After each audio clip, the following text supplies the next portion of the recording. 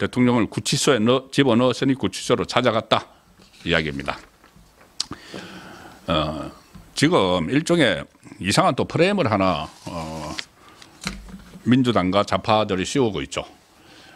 무조건 그전에 그 내란 수계 프레임 해서 좀 재미를 봤습니다. 내란 수계, 법률 용어도 아닌 내란 수계. 그리고 걸핏하면은 이재명만 반대를 하면은 거구라는 이 프레임. 아무나 거구. 이재명의 비판적인 사람은 다 거구. 그리고 또 그 이재명의 비판적인 사람은 전부 다 내란 동조 세력, 내란 선전 세력, 내란 선동 세력 이렇게 프레임을 계속 씌웠죠. 거기에 재미를 봤다고 판단을 했는지 지금 새로운 프레임을 씌우고 있습니다. 윤석열 대통령이 지금 서울구치소에 있는데 자 이제 명절이 끝나고 변호인들 외에도 지금 찾아가고 있죠. 자 그것을 가지고 이 대통령을 면회를 가는 사람들은 무조건 내란 동조 세력, 동조자 이렇게 또 프레임을 세우고 있습니다.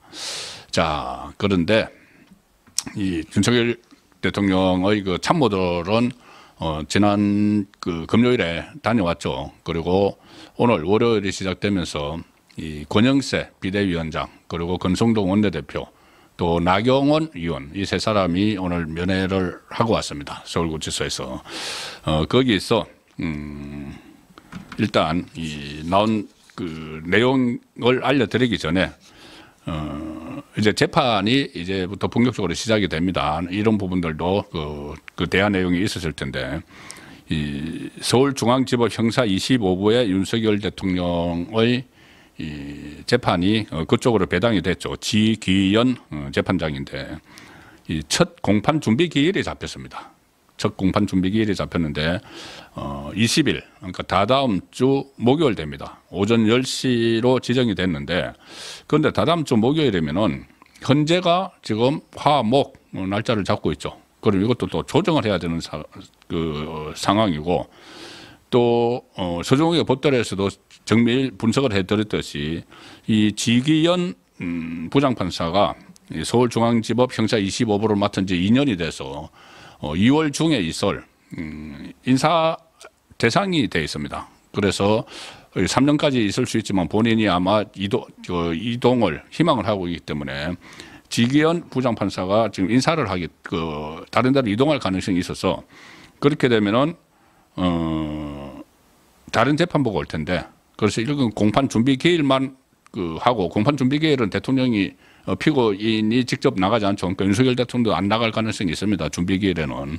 자 그런데 보석 신청은 이제 곧 할 겁니다. 보석 신청을 하면은 청구를 받고 나서 일주일 내에 결정을 해야 됩니다. 법원에서 보석 신청을 허락을 해줄지 이 지기현 재판부에서 결정을 해야 되는데 아마 이것을 결정을 하고 나서 인사가 날 가능성이 지금 상당히 있다고 합니다. 그런데 윤석열 대통령 보석 결정을 하는 게 옳다. 보석을 해서 석방하는 게 옳다는 법원의 의견이 많이 있다고 서정욱의 법대로에서도 전해드렸죠.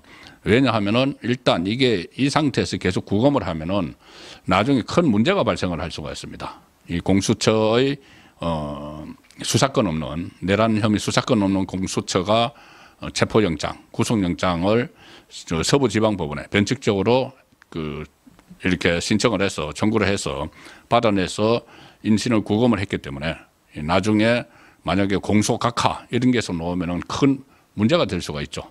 자, 그래서 그런 것들을 감안을 하면은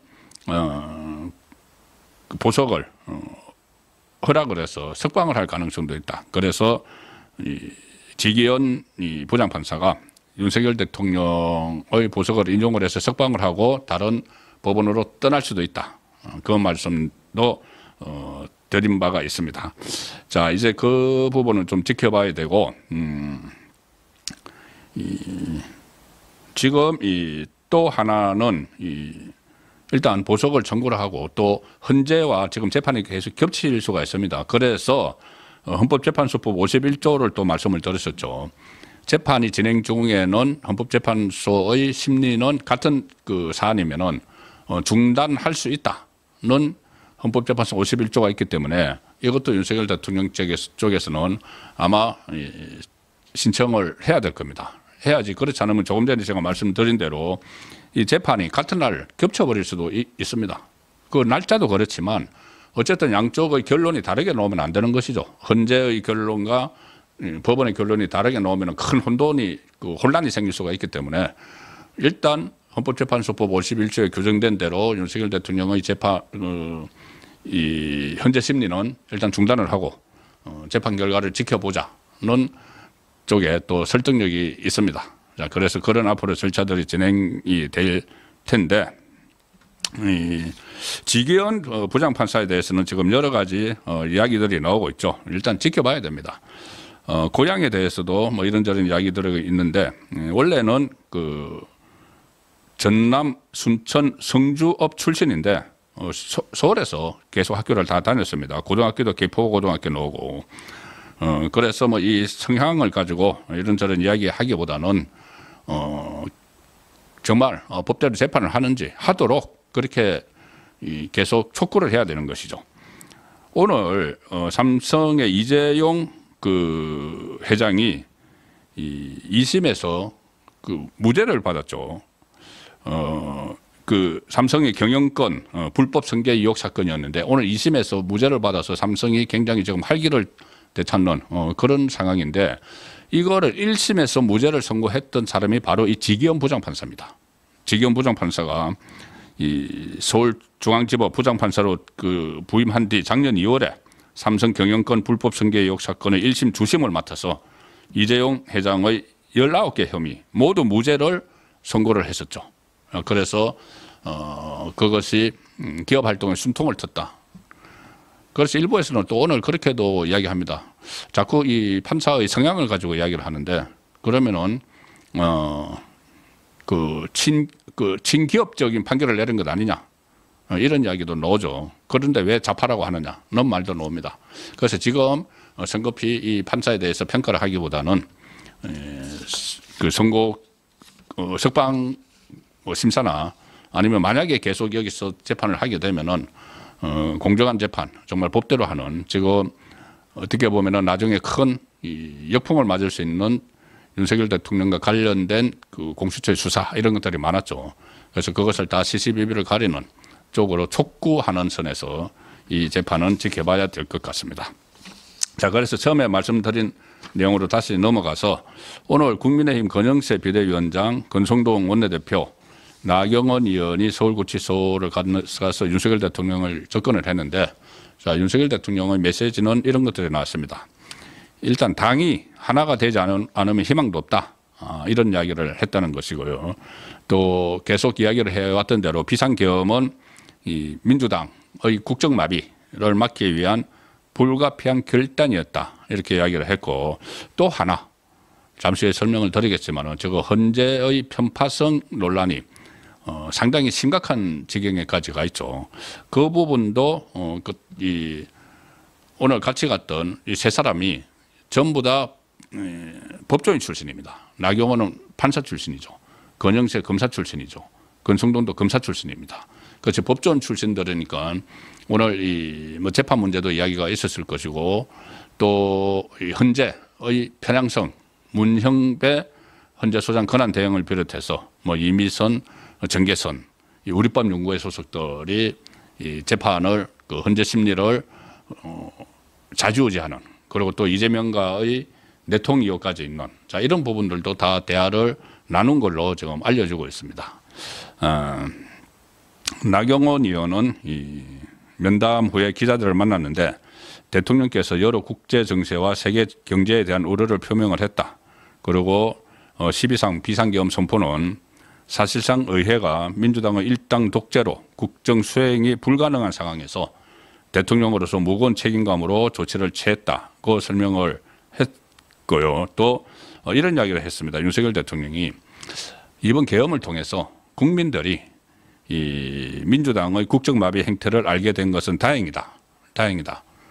그때 계엄을 선포한 이유를 민주당의 국정마비 행태에 대해서 국민들에게 알려서 경각심을 일깨우기 위한 것이라는 이야기를 했는데 같은 취지의 말을 했습니다. 그리고 현재 좀 전에 말씀드린 대로 현재 재판관들의 편향적인 행태에 대한 우려도 있었고, 지금 야권에서는 여기에 대해서 프레임을 또 설치를 하고 있죠. 이게 윤석열 대통령을 접견을 하러 가면은 면회를 하러 가면은 그거 동조 세력이다. 내란, 소위 말하는 내란 동조 세력이다. 이렇게 또 프레임을 설치하고 있습니다. 오늘 박지원 의원이 이런 말까지 했죠. 어제 했습니다. 차라리 국민의힘 당사를 서울구치소로 옮겨라. 이렇게까지 비아냥거리면서 내란 수괴와의 인간적 관계를 끊고 국가와 국민을 위한 성공 후사가 우선이다. 이것은 이제 내부 분란을 노리는 이관계죠. 이관계. 서로 떨어지게 만들어서 내부에서 파열음이 일어나게 만들어서 면회를 가는 사람, 가는 국민의힘 국회의원, 안 가는 국회의원, 이래서 또 일종의 갈등을 촉발을 하려는 그런 시도를 계속 꾸준히 하고 있습니다. 그래서 여기에 대해서 이 권영세 비대위원장이 오늘 일침을 날렸습니다. 그러니까는 면회 가는 사람은 내란 동조자 이렇게 프레임을 거는 데 대해서 권영세 국민의힘 비대위원장이 오늘 이 면회를 갔다 오고 나서 국회에서 기자들과 만났는데 일단 뭐 일반적인 얘기를 윤석열 대통령과 나눴고 당이 분열되지 말고 2030 청년들이나 다른 세대들 우파 내에서도 다양한 분이 많이 있으니 다 한데 어울려서 우리 당을 지지할 수 있도록 그렇게 해달라는 취지의 말씀이 있었다 이렇게 전합니다. 저도 이 2030 조금 전에 윤석열 대통령이 이 국정마비 행태 야당 이재명의 방탄을 위해서죠. 사실상 본인의 사법 이기를 궁지에서 탈출하기 위해서 국정마비까지 갈 수 있는 뭐 22명, 지금 현재까지 29명, 뭐 무차별 탄핵이라든가 예산 폭거 이런 부분들을 국민들이 알게 돼서 다행이라고 윤석열 대통령이 이야기를 했는데 저는 최근에 2030이 상당히 정치에 많이 관심을 갖고 또 특히 여론조사에서 그 여론조사를 디테일하게 이렇게 살펴보면은 2030 젊은 층이 국민의힘 지지 또 윤석열 대통령 지지가 높아지는 것 그리고 다음 대선에서 정권을 지금 현 정권이 연장이 됐으면 좋겠다고 대답하는 이런 모습들이 2030이 이번 사태와 관련해서 상당히 정치에 그동안 무관심했던 젊은 층이 정치에 많은 관심을 갖게 된 효과 아닌가 그런 생각도 지금 하고 있습니다. 자, 이 과정에서 이야기가 나옵니다. 권영세 비대위원장은 지금 지도부 차원에서 방문한 것이 아니라 개인 자격으로 이제 방문했다 뭐 이런 것을 또 강조를 했는데 거기에 대해서 이 조금 전에 말씀드린 이 박지원 같은 이런 그 야당 의원들이 여기 가서 왜 구치소까지 찾아가느냐 그렇게 이야기를 하는데 일단 우리 당 출신 대통령이고 권영세 비대위원장 이야기입니다.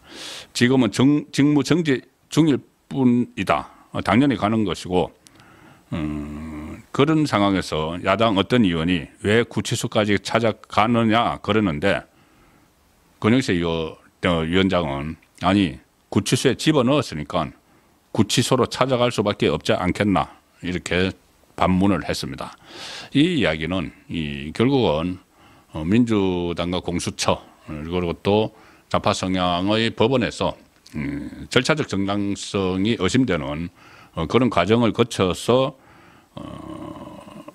윤석열 대통령을 서울구치소에 구금을 한 상황이니까 그렇게 해놨으니까 우리가 서울구치소로 가는 것이지 이것이 정당한 절차였으면 그리고 또 그때 이 법원에서 구속기간 연장을 해주지 않아서 석방을 할 가능성도 상당히 높았는데 심우정 검찰총장이 그냥 구속 기소를 해버렸죠. 자, 그런 부분들까지 절차적 정당성을 확보하지 못했다는 점을 이렇게 애둘러 표현을 한 내용이 말이 대통령을 구치소에 집어넣으시니 구치소로 찾아갔다는 이야기였습니다. 좀 상징적인 말이었기 때문에 구치소로 안 가 있어야 되는데 구치소로 가 있으니까 또 그 설도 있었고 해서 찾아간 것이다는 의미가 있어서 소개를 드렸습니다.